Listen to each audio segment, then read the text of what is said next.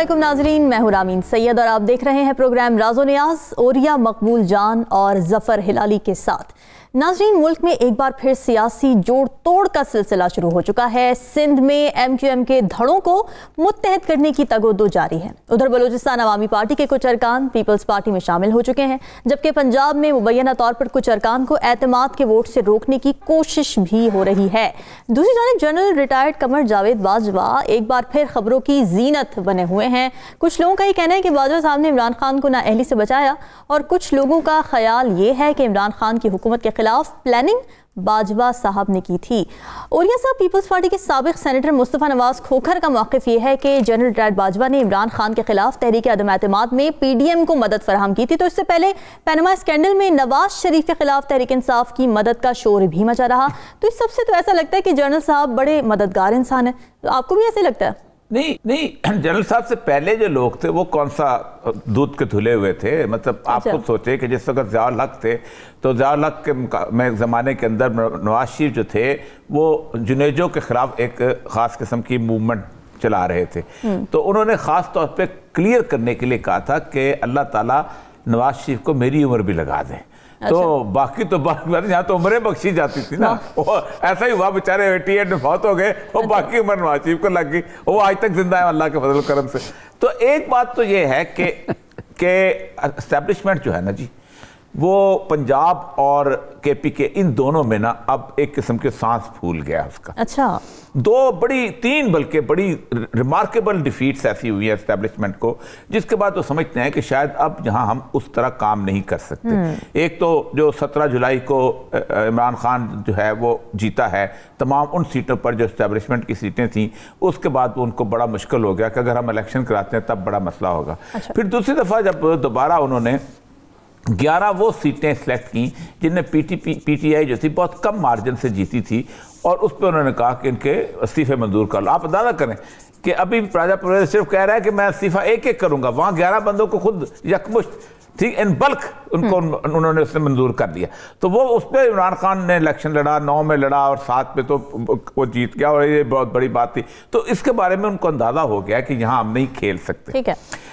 सिंध में MQM और जरदारी ये दो हैं। जरदारी के साथ इस वक्त उनका बड़ा अच्छा मेल तोल और तालमेल जिसे कहते हैं वो चल रहा है, और उस दिन से चल रहा है जिस दिन से उसने पाकिस्तान खपे का नारा लगाया था। उसके बाद से जरदारी काफ़ी हद तक उनकी गुड बुक्स में आया हुआ है कि कोऑपरेटिव है, जब बात मान लेता है। वो ज़रा सा उसने जब कहा था मैं होशियार 4 बार चला गया, इन्होंने थोड़ा सा धमकाया, 2-3 साल बाद रहा, फिर आ गया, साथ चल गए।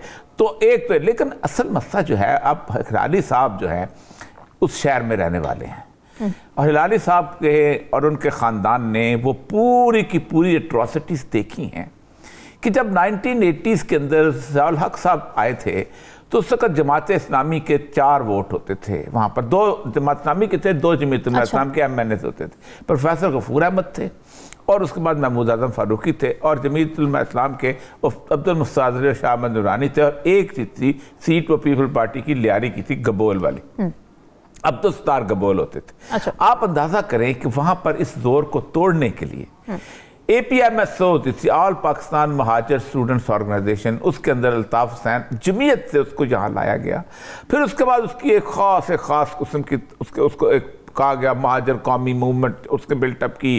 वो कायद आज़म के मज़ार के बड़ी कंट्रोवर्शियल किस्म की उसकी तकरीर है, उसके बारे में मैं नहीं बात ज़्यादा करना चाहता, लेकिन एक वाक़या हुआ था, और वो हुआ था उसके अंदर नॉर्थ नाजनाबाद से आगे एक जगह है पापोश नगर, वहाँ पर एक लड़की बुशरा ज़ैदी जो थी वो एक ट्रक ड्राइवर की, उसकी मिनी ड्राइवर बस के ड्राइवर उसके नीचे आ गई। अच्छा। अब फिर हुआ ये कि बेचारी मारी गई, उसके ऊपर बसों को आग लगना शुरू हुई। 20 के करीब पठान जो थे उनकी लाशें मैं खुद याद है, मैंने योब में खुद रिसीव की थी, क्योंकि उस वक्त हम अंडर ट्रेनिंग असिस्टेंट कमिश्नर होते थे, योब पहुंचाई गई थी, हमारी ड्यूटी लगी थी। अच्छा।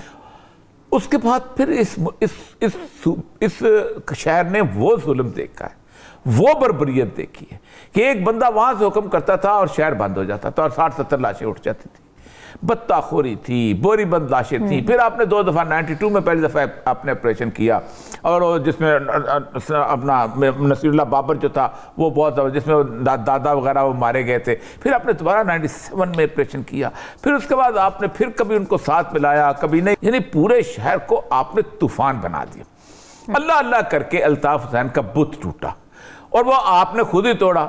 वो उर्दू का शेर है, तुम्ही ने दर्द दिया है तुम ही दवा दोगे। उन्होंने अपने बुत तोड़ा। अब उनको पता चल गया है कि और रास्ता कोई नहीं है। मैंने उस दिन भी कहा था, एस्टेब्लिशमेंट ने तय कर लिया है कि इमरान खान को हम रोक तो नहीं सकते, इसकी 2/3 मेजॉरिटी को रोको। अब 2/3 मेजॉरिटी के लिए सबसे अहम तरीन जगह कराची बनती है कि कराची में अगर फिर सीटें निकाल गया इमरान खान तो इसको यहाँ डेंट लगाए तो इनको सारों को। अब मुस्तफ़ा कमाल मेरे प्रोग्राम के अंदर बैठ के लगा रहा, ये सारे रॉक एजेंट हैं, ये इंडिया के पैसा खाते हैं, ये करते हैं, मैं जहाद का ऐलान करता हूं, मैं ये करता हूं। ये फारूक सत्तार जिसके साथ वो कहते हैं कि फारूक भाई को निकाल दो वहां से, बादराबाद के दफ्तर से निकाल दिया गया, ओ एक अजीब तूफान मचा रहा। ये अल्ताफ हुसैन से हमारा कोई ताल्लुक नहीं, फलां नहीं, ये भी। इनको अब कौन जोड़ रहा है और क्यों जोड़ रहा है? ये लाली साहब जरा पूछें कि क्यों जोड़ रहा है और क्यों एस्टेब्लिशमेंट इस जगह पे क्यों? भाई अल्लाह ताला अल्लाह का को थोड़ा सा कि क्या फिर वही कराची फिर वैसा हो जाएगा? हिलाली साहब, आपको क्या लगता है मुत्तहिदा कौमी मूवमेंट के तमाम धड़ों को मुत्तहद करने की कोशिशें की जा रही हैं, तो अचानक इस इत्तेहाद की क्या ज़रूरत पड़ गई है और कौन से मकासद हैं जो हासिल किए जाने की कोशिश है इस इत्तेहाद के ज़रिए? देखिए, बिल्कुल अच्छा सवाल आपने पूछा है और यह साहब ने भी आपको बिल्कुल सही बनाया। मैं वेरी ब्रीफली अगर बता दूं इनकी हिस्ट्री, जो बेसिकली और यह साहब ने बताया, इनको जिया ने बनाया था पीपीपी को तोड़ने के लिए। बिल्कुल। और फिर क्या हुआ, पीपीपी और नून 90s में मिलके इनको तोड़ा, पूरी कोशिश की और कुछ हद तक नसीरुल्लाह बाबर सक्सेसफुल हो गए। इसलिए एक दफे मैं उनको कह रहा था कि कुछ कम हो गया है लॉ एंड ऑर्डर, एयरपोर्ट पे थे हम, तो मुझे कहता है you and I will walk, Karachi के बीच से जाएंगे हम 2 बजे रात, कोई हमारे को कुछ नहीं कहेगा, इतनी अमन आ गई है लाली साहब। ये था नसीरुल्लाह बाबर। अच्छा। तो इसके माने उनका पावर बेसिकली वाज ब्रोकन। और जिस तरीके से वो हुआ, जिस किस्म की मैं आपको क्या बताता हूँ एक्शंस लिए गए थे। और मैं बैठ के मीटिंग्स पे पीएम के साथ, उस वक्त मैं उनके साथ था, तो मैं अटैच था, तो मैं सुनता था किस तरीके से गोली चले हैं, पैर को उन्होंने नी कैपिंग, ये वो। उसके बाद क्या हुआ, तो उसके बाद ये हुआ कि सबने कहा ख़त्म हो गए, और फिर ये साहब आ गए, मुशर्रफ साहब आके उनको रिवाइव कर दिया। मामू फिर आगे रहील शरीफ साहब ने आके फिर उनको एक सेटबैक हुई। अब फिर देख रहे हैं कि इनको फिर यूनाइट करके ला रहा है। और औरिया साहब ने पूछा क्यों? बिल्कुल एक ही वजह है औरिया साहब, ये समझते हैं कि यूनाइटेड MQM जो है वो इमरान खान की एम्बिशंस कराची पे धचका मिलेगा। पार्लियामेंट जो होगा कमजोर होगा। जब पार्लियामेंट थोड़ा कमजोर होता है तो एस्टैब्लिशमेंट को ज्यादा आसानी से कंट्रोल होता है और पीटीआई के सीट्स कम हो जाते हैं। मगर ये माफ करिए, ये चलेगा नहीं, इसलिए कि लोग, कराची वाले सेंसिबल लोग, वो पूछ रहे हैं अरे भाई अगर तुम्हें आके ज्वाइन करना था तो तुम अलग क्यों हुए? एक एक को दिन रात गाली दे रहे थे और अब तुम कह रहे हो साथ इकट्ठा होना चाहते हैं। क्या है, क्या बात? और बात यही है कि अब हमारे तसोरी साहब जो हैं वो फ्रंटमैन बन गए हैं और वो किसके लिए काम कर रहे हैं और किसको कहने पे कर रहे हैं वो सबको पता है। आप समझते हैं ये चलेगा? ऑलरेडी मैं आपको बता देता हूं क्या हो रहा है। ऑलरेडी जो एक्यूजेशन आया है कि ये जो सेंसस जो होता है मर्दमशुमारी के ऊपर, उसने कह दिया है हमारे वो जो क्या है मकबूल सिद्दीकी ने, उसने कहा है ये जेरीमैंडरिंग हो रही है। भाई कॉन्स्टिट्यूएंसीज डीलिमिट हो रहे हैं, एक में 30,000, एक में 1 लाख, माने वो 30,000 वाले वो भी जीतेंगे, वो जो गवर्नमेंट की पार्टी है, और वो 1 लाख में जो है वो भी गवर्नमेंट की पार्टी जीतेगी। इसलिए अगर 50-50 कर जाते तो शायद एक गवर्नमेंट की पार्टी हार जाती है एक में। बिकॉज फिर आपको वो 20,000 उधर के लोग आ जाते। यू सी, ये जेरीमैंडरिंग हुई है, ये बिल्कुल, इट इज वेरी बैड और इट्स वाजे है। तो ये कराची की पॉपुलेशन आधा इन्होंने बना दिया है। ये क्या हो रहा है भाई? तो वो कह रहे हैं कि हम we do not tolerate this. Goats, Sindhi speaking villages, goats जो कहते हैं वो आप उर्दू मेजॉरिटी हो गया उधर, वो तो हुआ ही नहीं है। It's never happened before. तो कहने की बात यह है कि माफ करिए, कराची के लोग समझ गए, जब वोटिंग आएगा वो वोट करेंगे। मैं नहीं समझता इन ये हरकतों से, वो ये इस किस्म की यूनिटी से जो आप देख रहे हैं, वो उनको फुसला के वो कहेंगे कि अब सब चीज़ ठीक हो गया है। I don't think so. हाँ, ये दूसरी बात है, अगर फिर रिगिंग और इंजीनियरिंग ब्लेटेंट हो तो फिर उसके बारे में तो कोई नहीं कह सकता। ठीक है। और इस हिलाली साहब का ये पॉइंट कि ये बयानबाजी करते रहे तमाम ही धड़े, नज़रियाती तौर पर इख्तलाफात रखते थे। जो चेयरमैन PSP हैं मुस्तफ़ा कमाल साहब, वो MQM के खिलाफ बड़ी सख्त जुबान इस्तेमाल करते रहे हैं। दहशत गर्दों के साथ मिला हुआ, तखरीबकारों की सहूलतकारी, ये तमाम अल्फाज वो अपनी प्रेस कॉन्फ्रेंसेज में यूज़ करते रहे। तो आपको क्या लगता है कि नज़रियाती तौर पर इस तरह के इख्तलाफात फिर सपोर्टर्स क्या कहेंगे अगर ये तमाम धड़े मिल जाएंगे आपस में? किस तरफ जा रही है फिर सियासत MQM की? देखिए, गुज़श्ता तकरीबन 2-2.5 साल में जो पीपल्स पार्टी को मिला था कराची के अंदर, उसने किसी न किसी हद तक उर्दू स्पीकिंग पॉपुलेशन को ख़ास तौर पर नाराज़ ज़रूर किया है। मतलब आप हैरान होंगे कि मैं एक दफ़ा कराची में 2 साल पहले गया, जैसे कोविड चल रहा था, तो जो वहाँ पर सारी की सारी इंटीरियर सिंध से पुलिस ले आकर लगाई गई थी। अच्छा। तो वो लोग कहते फिरते थे कि ये इतना पैसे कमा रहे हैं लोगों की दुकानों से खोलने से, बंद करने से, ये वो, कि अगर सिंध की पुलिस ये जितने पैसे कमाए हैं तो ये पाकिस्तान का कर्जा उतर सकता है। अच्छा। मतलब वो इस मजाक करते थे केस तक, लेकिन बार उन्होंने कोई काम नहीं किया। 2-2.5 साल जिसको मिल जाएं, और पीपल पार्टी अगर इन रोड बनाना चाहती तो बहुत ज़्यादा इन रोड बना सकती थी, लेकिन कोई काम नहीं किया। अच्छा। देखिए, एक सिर्फ यही नहीं है MQM के साथ सबसे बड़ा मसला ये हो गया हुआ है कि वहाँ पर इस वक्त जो अलानी साहब कह रहे हैं ना कि PTI अपना एक बना चुकी है, और कराची की जो मेजर पॉपुलेशन है वो बहुत ज़बरदस्त किस्म की सेंसिबल पॉपुलेशन है, और कराची का वोटर बड़ा सेंसिबल है। कराची में आप देखें लिटरेसी रेट बहुत हाई है, जो कुछ भी आप कर ले वहाँ पर लिटरेसी, और वहाँ जो माइग्रेंट आता है ना, वो भी उसको ज़्यादा बात है, पठान है तो उसको एक और जुबान सीखनी पड़ती है, उर्दू बोलनी पड़ती है, वो उसको पता भी नहीं चलता। तो वो कराची के अंदर ये इंजीनियरिंग नहीं चल सकती।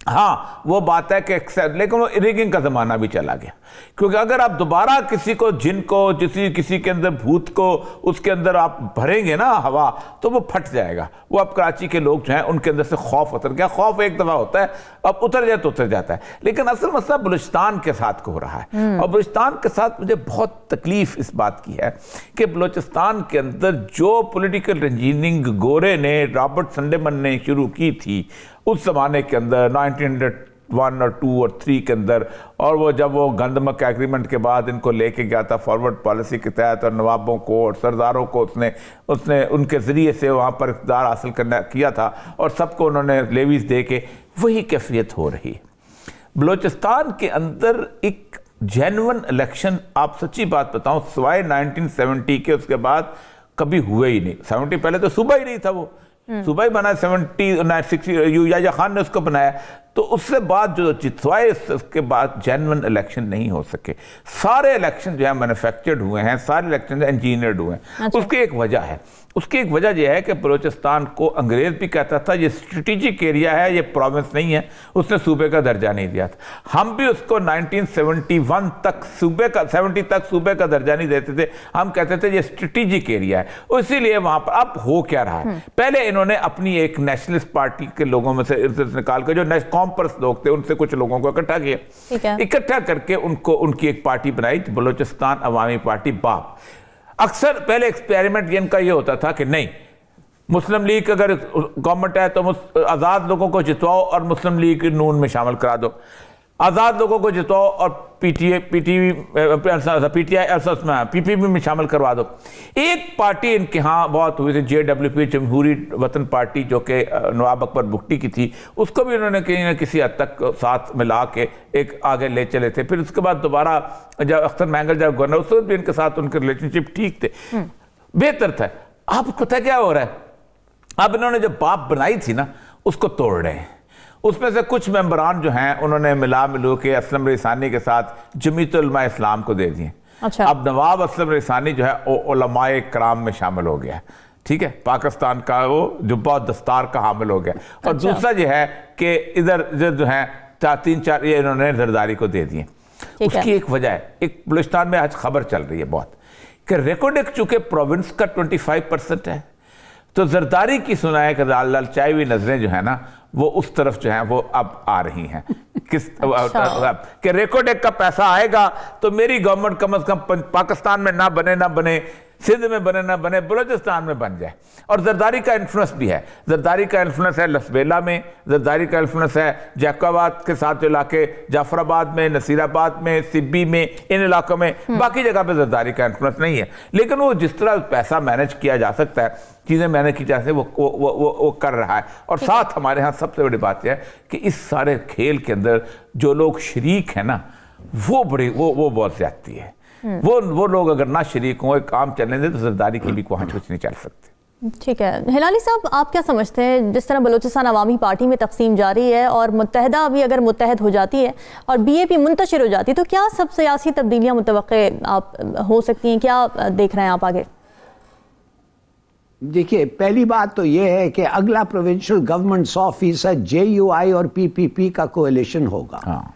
और अगर वो कोएलिशन को JUI हेड करेगा तो ये बिल्कुल सही कह रहे हैं, और यह साहब रहसानी चीफ मिनिस्टर बनेगा। हालांकि संजरानी भी इस वक्त कोशिश कर रहा है कि वो भी उधर आ जाए। अच्छा। JUI में। और अगर PPP का हेडेड कोएलिशन होगा तो एक फैख जमाली साहब है, वो शायद उसको हेड करे। मगर इसका भी वजह तो वही है, मानी ये सब फसली बटेर हैं, रोलिंग स्टोन्स। ये कोई नून से बाप से PPP से वापस बाप। देखिए, ये सिग्नल के लिए ठहरते हैं, जब सिग्नल आ जाता है दे जंप शिप। अब यही है, यही होगा, इट्स सो ऑब्वियस। और मतलब actually the reason is again कि नेशनल असेंबली में, और इस गवर्नमेंट तो खैर PTI का तो चांस ही नहीं है, मगर नेक्स्ट वो नेशनल असेंबली में इतने सीट्स ना हो किसके पास, PTI के पास, कि वो देखिए द ड्रेडफुल सीन जो सब 13 पार्टीज और मेरे ख्याल में एस्टेब्लिशमेंट के लिए भी यही है कि इमरान खान की कोई एक सॉलिड मेजॉरिटी आ जाए। अगर सॉलिड मेजॉरिटी आ जाए तो दे फियर द वर्स्ट, मगर अगर ना आए तो दे कंफर्टेबल। वो कहते हैं तोड़ बना सकते हैं, तोड़ सकते हैं, कर सकते हैं। तो आई एम सॉरी टू से बस यही है। और ये फसली बटेर दे विल कीप क्रॉसिंग। और सबको पता है ये कैसे होता है, मैनिपुलेशन इसकी कैसी होती है, और ये वो मेरे ख्याल में अब एक और चीज़ हो गया है जो मेरे ख्याल में इमरान खान को सोचना चाहिए। एक किस्म का हिडन मैसेज चले गया है। अच्छा। और वो ये है कि अगर तुम एजिटेट करते रहो नए इलेक्शंस तो हम किसी बहाने पे टेक्निकल गवर्नमेंट ले आएंगे, और एक दफे टेक्निकल गवर्नमेंट आ जाए तो वो 2 साल तक चलेगा। तो आपको जो अक्टूबर में अगर आप चुप रह जाएं तो शायद अक्टूबर में इलेक्शंस आ जाएं, और अगर अक्टूबर में आए तो फिर आपका भी चांस है साइजेबल रिप्रेजेंटेशन का। मगर अगर आप यू कंटिन्यू लाइक दिस तो फिर हम तो टेक्निकल गवर्नमेंट, और फिर वो तो फिर प्रोलॉन्ग हो सकता है। देखिए, इट्स सो सैड। देखिए, कोई नहीं चाहता है, मेरे ख्याल में सबसे ज्यादा जो एस्टेब्लिशमेंट के मेंबर्स हैं वो नहीं चाहते इस किस्म का इम्प्रेशन हो एस्टेब्लिशमेंट के बारे में, और इस किस्म का फीलिंग हो कि सब चीज़ इंजीनियर किया जा रहा है, रिग किया जाए। आखिर ये वायलेशन उनका of their oath, this violation of their oath, वो कोई नहीं चाहता।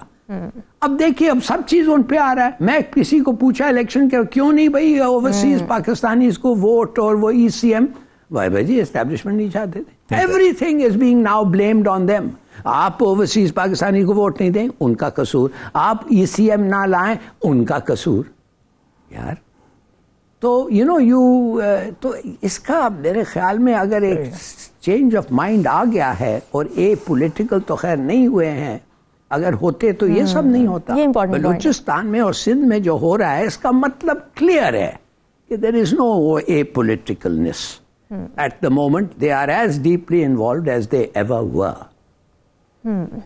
ठीक है नाज़रीन, आज कौमी सलामती का इजलास भी हुआ है जिसमें यह तय पाया कि जो सोशल मीडिया अकाउंट्स मईशत पर झूठी खबरें फैला रहे हैं और मुल्क दुश्मनों के एजेंडे को आगे बढ़ा रहे हैं, उनके खिलाफ क्रैकडाउन होगा। तो देखते हैं सिलसिला कहाँ जाकर रुकता है। यहाँ वक्त हुआ एक ब्रेक का, स्टे विद अस।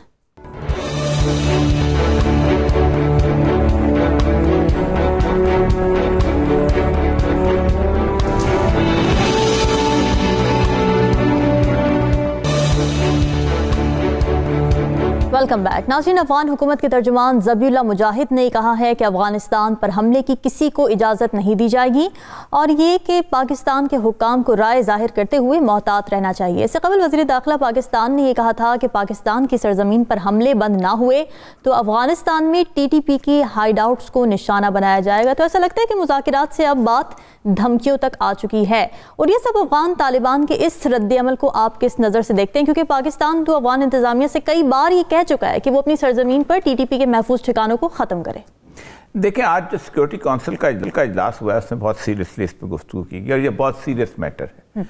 ये टीवी टॉक से भी ज़्यादा सीरियस मैटर है, इसलिए कि टीवी टॉक में हम किसी न किसी तौर पे अपने एंगल्स में, मैं भी जैसे एंगल हो सकता हूँ, कोई और भी एंगल ले सकता है, हम जज्बाती हो सकते हैं, लेकिन इसमें जज्बातियत की से बिल्कुल दूर रह के थोड़ी सी गुफ्तगू करनी पड़ेगी और बहुत ज़रूरी गुफ्तगू। 4.5 घंटे का सिक्योरिटी काउंसिल का इजलास हुआ है। असल मसला यह है कि पाकिस्तान जो है वो इस वक्त एक चौमुखी किस्म की, जिससे कहते हैं, लड़ाई के अंदर शरीक हो चुका है। अच्छा। अफगानिस्तान में तालिबान का जो कंट्रोल जो है वो अगरचे है, लेकिन बेशुमार ऐसी जगह हैं जहाँ पे वॉलेटाइल सूरत हाल में अमेरिका छोड़ के गया, वहाँ उनका कंट्रोल कम है, ज़्यादा नहीं, कम ज़रूर है, ख़ुसूसन वो इलाका जो कि बॉर्डरिंग एरिया है पाकिस्तान है। दूसरी बात यह है कि अफ़गानिस्तान के अंदर उनकी जो एडमिनिस्ट्रेशन है वो 4 लाख, 3.5, पौने 4 लाख सिपाही जो अमेरिका छोड़ के गया था, रिक्रूट करके गया था, जो कि काफ़ी वहाँ पर कंफर्टेबल लाइफ गुजार रहे थे, वो हैं अभी तक। उन्होंने किसी को बदला नहीं, तब्दील नहीं किया, क्योंकि उनको अंदाज़ा ही नहीं था। वो तो 25-30 हज़ार या 50 हज़ार लोग पहाड़ों पर बैठे लड़ रहे थे, तो वो सारे के सारे पाकिस्तान के भी खिलाफ हैं और तालिबान के भी खिलाफ हैं। इसीलिए यहाँ से आप अंदाज़ा करें कि कई लोग ऐसे लोग हैं कि जो कि वहाँ जाते हैं, बाकायदा वेलफेयर का काम लेके जाते हैं, लेकिन वहाँ वो उनको पकड़ लेते हैं, फिर बाद में उनको जाके ऊपर जाके बात करनी पड़ती है मिनिस्ट्रियल लेवल पे, तब जाके उनको छोड़ा जाता है। अच्छा। कम से कम 3 ऐसे लोगों की मैं जाती तौर पर जानता हूँ, जिनमें सारे एक मेजर आफ्ताब साहब हैं, एक और बहुत बड़ी ऑर्गेनाइजेशन वेलफेयर की थी, कुछ जहाँ से मुख्तलिफ किस्म का लेके गए थे, तो उनको रोक दिया, फिर बाद में ऊपर जाके उनको छोड़ा गया। तो कहते हैं कि आप बराह रास्त हमसे देखें, ये लोग जो नीचे हैं हमारे भी खिलाफ हैं और आपके भी खिलाफ हैं, क्योंकि उनको 20 साल में पाला इसलिए गया था कि आपने इंडिया के साथ रहना है और पाकिस्तान के खिलाफ होना है। और ये चीज़ जो है आज से नहीं पाली जा रही, ये पाली जा रही है उस ज़माने से जिस ज़माने से पाकिस्तान का वजूद आया था। उस ज़माने से रशियन इन्फ्लुएंस और हमारा उस जाना इस तरह हुआ था। इस वक्त पाकिस्तान के अंदर जो इंसर्जेंसी फेस हो रही है वो बहुत ही खौफनाक है, और ये खौफनाक इसलिए भी है कि हमने वो एक जो मुज़ाकरात का एक प्रोसेस शुरू किया। एंगेज रखना चाहिए, अगर एंगेज रखते रखते तो हम बहुत ठीक रहते। उस वक्त भी मैं कई दफ़ा कहा कि ये तय हो गया था कि 45,000 लोगों को यहाँ पर एडजस्ट करना है, उनके लिए फंड एलोकेट हो गए। बात आ गई थी असले के ऊपर कि असला, अब असला अगर आप आता है तो एक पहली बात तो यह है कि आपकी नज़रों में होता, आप क्लासीफाई कर सकते कौन असला, कौन सा असला, वो आपका रजिस्टर्ड होता, आपको पता होता किसके पास कौन सा असला है, उसके बगैर तो ना आता। जैसे आपने 77 के अंदर ज़ियाउल हक ने तमाम बलोच इंसर्जेंट्स को असला लाने की इजाज़त दे दी थी और उनको बाकायदा कहा था आगे। उसके बाद 20 साल बलोचिस्तान अमन से गुजरा, लेकिन बीच में रिजीम चेंज आई, अमेरिका आया, वो सब कुछ जो हो रहा था वो नहीं हो सका। अब सूरत खराब हो गई। 276 आप सोचें कि हमले हो चुके हैं इस 2022 के अंदर, उसमें सिर्फ तालिबान नहीं, BLA भी साथ शामिल है। और आप देखेंगे BLA और तालिबान जिस वक्त चलते हैं, इनका कोई यहाँ कोई नजरियाती सूरत हाल तो नहीं है, यहाँ तो वो सिर्फ और सिर्फ एक एजेंडे के तहत करते हैं ना। BLA तहरीक तालिबान जो है वो यहाँ कोई इस्लामी हुकूमत का, आज मैं देख रहा था उनका, उन्होंने अच्छी खासा यहाँ बनाया हुआ है, हमारा ये वजीर है, हमारा फलां है, हमारा एहतसाब का ये है, फलां, पता नहीं कि इतनी लंबी चौड़ी उनकी जो वेबसाइट पर आ चुकी हुई थी। असल मसला ये है कि इस वक्त राना सनाउल्लाह जैसे आदमी जो है ना, उनकी बजाय किसी ऐसे मुनासिब किस्म के आदमी को बयान देना चाहिए, और फौरन दाखिला का बयान नहीं देना कि हम हॉट परसूट में जाएंगे। अब हॉट परसूट के अंदर तो अमेरिका वहां नाकाम हो सका है, भाई क्या बात करते हो।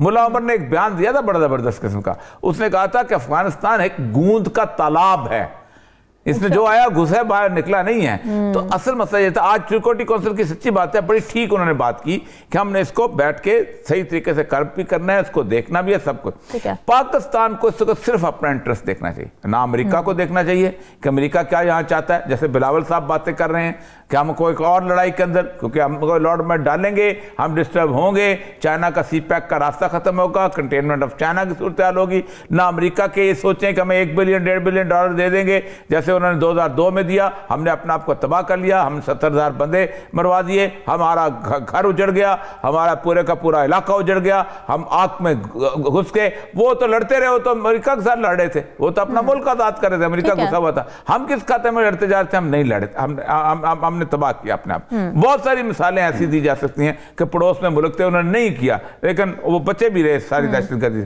असल मसला इस वक्त ये आ चुका हुआ है, सिक्योरिटी काउंसिल ने भी यही बात की है जो आपने बताई कि आप इस वक्त इसको बहुत सीरियसली इस सारे को देखना है और बहुत सही तरह, क्योंकि हमारा ईस्टर्न बॉर्डर भी डिस्टर्ब हो चुका हुआ है, ऑलरेडी है, और वेस्टर्न बॉर्डर को हमने खुदा करके किसी हद तक बेहतर किया था, वो भी खो जाए तो हम तो क्या कमाया हमने? 20 साल की तबाही कर ली अपनी हमने। ठीक है हिलाली साहब, आपको क्या लगता है कि अग्रेसिव अप्रोच जैसे कि ओरिया साहब ने भी कहा है वो नहीं अपनानी चाहिए पाकिस्तानी हुकूमत को?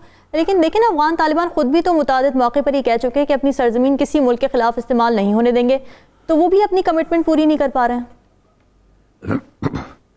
देखिए, मैं शुरू में बड़ा हार्ड लाइन अप्रोच होता था मेरा, मगर अब मैं अब कन्विंस हो गया हूँ कि अफगान तालिबान बेचारे अपने मुल्क में जितने टेररिस्ट आए हैं, कुछ तो फ्लाई करके आए हैं सीरिया से, जितने लोग आए हैं उनका कोई कंट्रोल नहीं है उन पे। तो उनसे हम क्या कह रहे हैं कि आप कंट्रोल करें, जब वो खुद विक्टिम बन रहे हैं टेररिस्ट का उनके मुल्क में। मिसाल के तौर पे कल 14 लोग शायद मारे गए, कोई काबुल में एक्सप्लोजन हुआ था। जी जी जी। तो ये तो जानबूझ के तो नहीं हो रहा है ना, ये निगलेक्ट से नहीं हो रहा है, ये इसलिए हो रहा है कि उनका कंट्रोल नहीं है।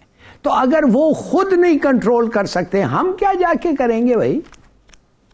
और ये राना सनाउल्लाह को ये बात कहना बिल्कुल सही कह रहे हैं, और ये साहब, ये अगर कोई भी कहना है, ये फॉरेन ऑफिस की बात काम है, फॉरेन अफेयर्स का काम है, ये जाके इंटीरियर मिनिस्टर कहना कि हम दूसरे मुल्क को इन्वेड करेंगे। एक दूसरी बात जो मैं आपको कहता हूं, लेट अस अस्यूम कि वो बेचारे खुद नहीं कंट्रोल कर सकते, जितनी भी वो कोशिश के, हाँ बेहतर कोशिश कर सकते हैं मगर नहीं कर रहे हैं, तो हम क्यों नहीं करते हैं भाई? हमारी क्या जबरदस्त इतनी सिक्योरिटी है बॉर्डर पे, उधर से वीट स्मगल हो रहा है, आर्म्स स्मगल हो रहे हैं, मैशियत ड्रग स्मगल हो रहे हैं, हर चीज स्मगल हो रहा है उधर। तो हम क्यों नहीं एक बड़ा अच्छा बॉर्डर, एक फेंस लगाएं? क्यों नहीं उसको पेट्रोल करने का हमने क्यों नहीं सोचा? उसको मॉनिटर करने का क्यों नहीं सोचा? बड़े सारे ड्रोन सिस्टम्स हैं जिससे हम ये कर सकते हैं।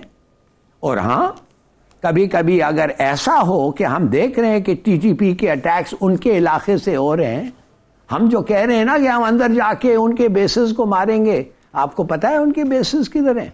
और अगर आपको पता है उनके बेसिस किधर है तो उनको मॉनिटर करें, फिर आपको पता चलेगा कि किस बेस से कौन निकल रहा है और कैसे पाकिस्तान के अंदर आ रहा है। तो फर्स्ट ऑफ ऑल उन पे सब शिकायत ब्लेम करने के लिए अपना ये परफॉर्मेंस जो है उसको बेहतर करें, अपने के परफॉर्मेंस। और इसलिए प्लीज मेहरबानी से आप बेगम खर को भेज रहे हैं आप तालिबान से निगोशिएट करने के लिए।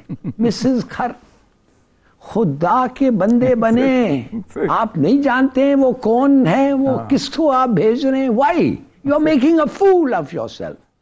आप एक एक्सपर्ट्स की टीम बनाए, नॉलेजेबल एक्सपर्ट्स, और उनको भेजते रहे, उनको बताते रहे, उनको टेक देम इनटू ए कॉन्फिडेंस। देखिए ये हमारे पिक्चर्स हैं, ड्रोन जो हमने दिखाए हैं, इधर से लोग आ रहे हैं, इधर से लोग आ रहे हैं, मेहरबानी से इनको रोकें।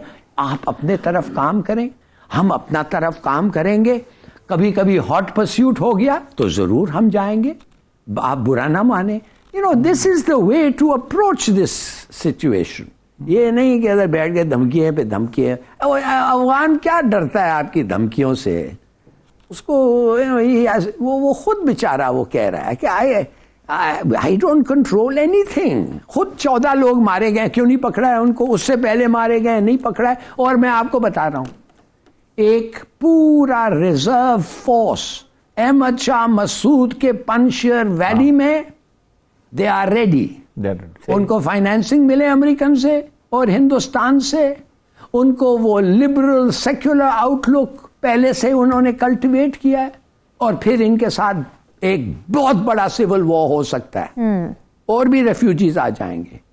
तो लेट अस बी क्लियर, ठीक है, हम अपने आप को प्रोटेक्ट करें मगर टेक देम इनटू कॉन्फिडेंस। देखिए, अगर उनका क्या कहते हैं, नीयत खराब है, अगर उनका नीयत खराब है, हमें डिस्कशंस में पता चल जाएगा। हमने कहेंगे आपको, हमने बताया था कि इस कैंप से लोग निकल रहे हैं, हमने कहा था कि ये आ रहे हैं, अब बताएं हमें आपने क्या किया। अगर वो कह रहे हम कुछ नहीं कर रहे, हम कुछ नहीं कर रहे, हम कर, देन यू विल नो कि ये सीरियस नहीं है।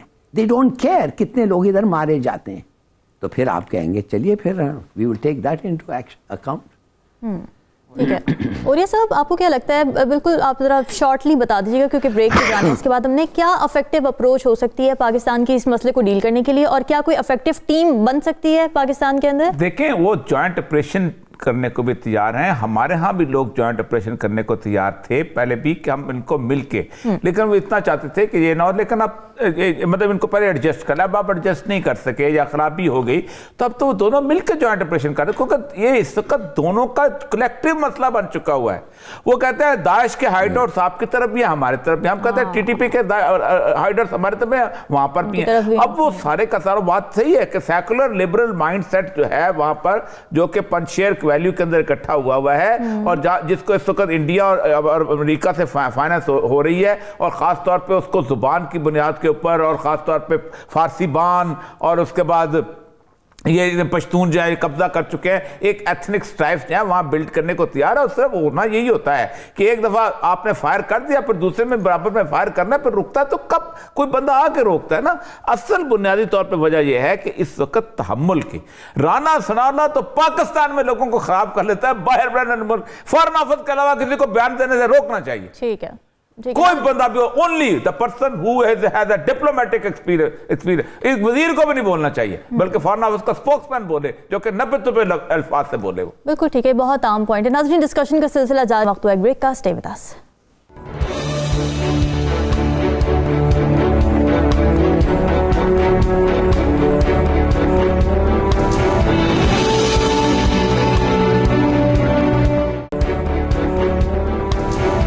Welcome back. नाज़रीन, IMF की मैनेजिंग डायरेक्टर का ये कहना है कि 2023 मुआशी लिहाज से एक टफ साल होगा, क्योंकि ग्लोबल ग्रोथ के बड़े इंजन्स यानी अमेरिका, यूरोप और चीन को कमज़ोर होती हुई मुआशी सरगर्मियों का सामना है। तो इसका मतलब सिर्फ पाकिस्तान ही नहीं है जो मुश्किल हालात से दो चार है, बल्कि तरक्की याफ्ता ममालिक भी इस मुआशी बदहाली के जाल में फंसे हुए हैं। तो हिलाली साहब, आपको क्या लगता है, क्या वजूहात हैं? आलमी जंग है, सूदी निज़ाम, या फिर बुरी मुआशी पॉलिसीज़? एक लफ्ज में सबसे बड़ा इश्यू है यूक्रेन। खाना और सब्जी और फूड एंड ऑयल और एनर्जी के लिए यूक्रेन। अगर ये जंग ना होता तो मेरे ख्याल में ये नौबत नहीं आती। अच्छा, बहरहाल कहने की बात है कि आपका एक किस्म का छुपा हुआ सवाल ये है कि हम क्या करें। देखिए, हमने बार बार हमें कहा गया है कि हमने क्या करना है, नहीं कि हम क्या कर सकते हैं, हमने क्या करना है। वो इसलिए कहा गया है कि हमने वादा कर लिया है, उस पर हमने साइन किया है। और मुफ्ता इस्माइल आपको कहेगा कि उसने साइन किया है, और इससे पहले भी लोग, और शायद उसके बाद भी। तो कहने की बात सिर्फ ये है रामीन के, अगर हमने वादा किया है तो वादा पूरा करें। मगर अगर आप नहीं करना चाहते हैं वादा पूरा, या आप कर नहीं सकते हैं, तो मैं आपको बताता हूं, एक आदमी जो लैफर कर्व, जो हमने सुना हुआ है, इकोनॉमिस्ट जो हैं वो बात करते हैं लैफर कर्व के बारे में। वो बेसिकली वो कहते हैं कि आपके टैक्सेस बहुत हाई है, तो ब्रॉड बेस बहुत कम है, बहुत कम लोग हैं, तो ब्रॉड बेस करके लोअर कर दे। ठीक है। IMF को अगर आप बता सकते हैं कि मैं ब्रॉड बेस करेंगे, और मगर वो लोअर करना वो मान जाएंगे, मगर आप कर नहीं सकते, आप ब्रॉड बेस कर नहीं सकते, आप नहीं कर पाए। दूसरी चीज वो कहेंगे आपको प्राइवेटाइजेशन करें, कंप्लीट हेमरेजिंग, लॉस ऑफ मनी, हेमरेजिंग हो रहा है, मगर वो भी आप नहीं कर सकते। क्यों नहीं कर सकते पता नहीं, मगर नहीं कर सकते। अगर आप ये दो चीजें कर दें और गवर्नमेंट स्पेंडिंग को थोड़ा सा रैशनलाइज कर दें, 30 डिवीजन 30 कितने हैं पता नहीं, और या आप जानते हैं, उनसे आधा कर दें, खास तौर 18th अमेंडमेंट के बाद क्या है रह गया है सेंटर के पास भाई? सेंटर के पास लॉ एंड ऑर्डर भी नहीं है। तो कहने की बात ही ये सब आप करें और करते रहें रिलीजियसली, स्क्रूपुलसली, विद फर्मली, तो फिर आपको कोई प्रॉब्लम नहीं होगा। मगर आप नहीं कर सकते। अब क्यों नहीं कर सकते वो आपको ओरिया साहब बताएं। जी ओरिया साहब क्यों नहीं कर सकते? देखिए मसला राज है कि सेंटर के पास लॉ एंड ऑर्डर तो नहीं है, लेकिन राणा सनाउल्लाह मौजूद है। ये है असल में हमारी बदकिस्मती कि लॉ एंड ऑर्डर प्रोविंसेस की जिम्मेदारी है, और सबसे ज्यादा बोलने वाला वजीर दाखिला जो वो है। 6 कॉलेज आप चलाते हैं, उसके ऊपर एक फेडरल सेक्रेटरी रखा हुआ है, एक वजीर तालीम रखा हुआ है। 2 अस्पताल आप चलाते हैं, उसके ऊपर एक आपने फेडरल सेक्रेटरी हेल्थ रखा हुआ है, एक वजीर सेहत रखा हुआ है, और वो जनाब पाकिस्तान को गवर्न करता है। एग्रीकल्चर जो है सूबों का है, आपने मिनिस्टर ऑफ एग्रीकल्चर भी रखा हुआ है, मिनफाल भी रखा हुआ है। आपका आप इरिगेशन जो है वो सूबों का, आपने उसके बावजूद भी एक इरिगेशन की मिनिस्ट्री रखी हुई है। आपने इतनी बड़ी किस्म की स्ट्रक्चर बना दिया हुआ है, आपके पास 4 या 5 मिनिस्ट्री के अलावा फॉरेन ऑफिस होना चाहिए, फाइनेंस होना चाहिए, किसी ना किसी हद तक इंटरप्रोविंशियल कोऑर्डिनेशन होगी, उसी के अंदर ही आपका लॉ एंड ऑर्डर हो जाना चाहिए। इसके अलावा आपको चाहिए क्या? और ईएडी होनी चाहिए ज्यादा, इकोनॉमिक अफेयर डिवीजन। ठीक, आपका डेवलपमेंट का बजट जो है स्वाय रोड्स के और क्या हो सकता है? बाकी सारा डेवलपमेंट बजट तो 18 प्रोविंसेस को जाना चाहिए, और प्रोविंसेस को आगे लोकल बॉडीज को जाना चाहिए। लेकिन हमने ह्यूज स्ट्रक्चर, ये मेरे जो डीएमजी के दोस्त हैं ना, ये अपनी तादाद कम नहीं करना चाहते। ये हैं असल पे बेसिकली काबिज लोग। इन्होंने पाकिस्तान की इकॉनमी के ऊपर जो है वो स्ट्रक्चर खड़ा। आप एक पाकिस्तान में सिर्फ जियो और 1 के घर बेच दें ना, तो पंजाब का तो कम से कम कर्जा उतर सकता है। एक घर जो है वो 8-8 एकड़ पे और 4-4 एकड़ पे जिस तरह के बने हुए डिप्टी कमिश्नर्स के घर बेच देना पूरे पाकिस्तान के अंदर, आईजीज के घर बेच देना, एसएसपी के घर बेच देना, पीसीओ सीपीओ के घर, ये क्या एम्पायर्स हैं, क्या कमाल। हमने कभी 1 मिनट के लिए सोचा कि हम क्या करना चाहते हैं, हम किस मकरूज मुल्क के अंदर हैं, और हमने क्या कुछ अंपायर बनाए हुए हैं। आप सोचे अंपायर पोस्टेड होते थे, हमें पता ही नहीं चलता था, हमें अलाउंस मिलता था। हम अगर $800 मिलता है तो हम $400 का घर लेकर $400 हमने बचत भी करते थे। अच्छा। अब मसला ये है कि एक होम सेक्रेटरी जो होता है यहाँ के इसके अंदर, उसके साथ गार्ड चल रही होती है, गवर्नमेंट चल रही होती है, उसकी पोस्टिंग खत्म हो जाती है, अगले दिन वो जुमा बाजार में आलू खरीद रहा होता है, उस वक्त उसको कोई थ्रेट नहीं होता। लेकिन हमने एस्कॉर्ट्स की, बाकी चीजों की ये रखी हुई। और दूसरी जो उन्होंने बात, इतनी खूबसूरत बात की है, ब्रॉड बेस्ड टैक्सेशन। इस्लाम में जो ज़कात का सिस्टम है ना, आप हैरान होंगे, 2.5% ज़कात दो और पूरे सबको लो, ताकि बुरा भी नहीं लगे किसी को। 60% तक आप टैक्स देते हैं, इतने से लोगों से टैक्स लेते हैं। आपने यानी आप ब्रॉड बेस्ड टैक्सेशन सिस्टम आपको कर दें। मैं स्टडी उस दिन पढ़ रहा था कि पूरी दुनिया की पॉवर्टी को खत्म करने के लिए आपको $3 ट्रिलियन के करीब चाहिए, ठीक है, जबकि 2.5 ट्रिलियन जो है एड्स अब देते हैं और वो खा जाते हैं एजेंसी। जबकि ज़कात जो है अगर प्रॉपरली इकट्ठी की जाए तो $5 ट्रिलियन के करीब बनती है, और वो 35% आबादी है उसको दे। लेकिन ये इतनी अच्छी बात है कि ब्रॉड बेस्ड अगर आप कर दें और बड़े टैक्सेस के सबको 2.5% के ऊपर लेके आ जाए, एक तो रिलीजियस रिस्पॉन्सिबिलिटी के तौर पर भी आ जाएगा कि हमारी ज़कात भी अदा हो गई। ये चलो ज़कात नहीं लोग देते, तब भी आप टैक्स को कम कर दें। और दूसरा, आपको अपने 78 लोगों की कैबिनेट, 78 लोगों की कैबिनेट। अभी आपने वो कैसे बंगाली साहब, मैं और दोनों एक जहाज में इकट्ठे आ रहे थे, उन्होंने अच्छा। अभी तो खैर उनको एडवाइजर भी खैर बनाया कि वो कहते हैं कि अभी जो बुलेट प्रूफ गाड़ियों का काफिला आ रहा है, कोई हया नहीं, कोई चीज नहीं। यार आप किस मुल्क के अंदर हो जिस मुल्क के अंदर 2 वक्त की रोटी लोगों को नहीं मिल रही? आपने $8 अरब की मार्च से पहले किस्त अदा करनी है सूद की, और आपके पास $5-6 अरब है आपके जेब में। किधर से लेंगे आप जेब से? किधर से आएंगे ये पैसे? भाग जाओगे आप लोग। तो मैंने इधर रहना है, मेरे पास तो मेरे और घर ही को नहीं, मेरे पास तो और कोई जगह नहीं, मेरे पास तो किराया नहीं है बाहर जाने का। आपने जुल्म करते हो यार इस मुल्क के साथ। सोच को 76 लोगों की, आपको मैं कभी एक वजीर की जो टोटल उसके ऊपर जो खर्चा आता है वो लगा दूं तो आप हैरान रह जाएंगे। और फिर कहते हैं नहीं मैं तो अपना वो खर्च करता था, अपना होटल में रहता था, कोई रहता। वो भाई बाकी पैराफर्नीलिया जो आपके साथ जाता है, वो बाकी अरेंजमेंट जो जाती हैं वो मुफ्त में हो जाती हैं। बिल्कुल बिल्कुल ज़रूरी है ये कि आवाम का जो वसीतर मफाद है उसके बारे में सियासतदान सोचें। नाज़रीन, जिस सेशन आपने सुनी, कल हाजिर होंगे मज़ीद अहम मौज़ूआत के साथ। हमें दीजिए इजाज़त। अल्लाह हाफ़िज़।